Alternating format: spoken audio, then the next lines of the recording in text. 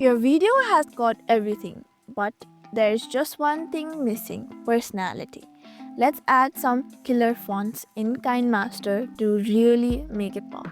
Here's how to customize your text. Tap Layer, then select Text.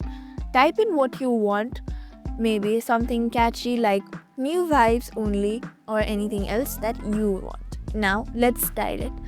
Tap on the font icon. There you'll see capital A and small a. KineMaster has built-in options, or you can even import your own fonts like from the web. Play around with the size, color, alignment, center, left, and get some fancy curves. Want animation? KineMaster lets you add entrance and exit animation like slide in or fade.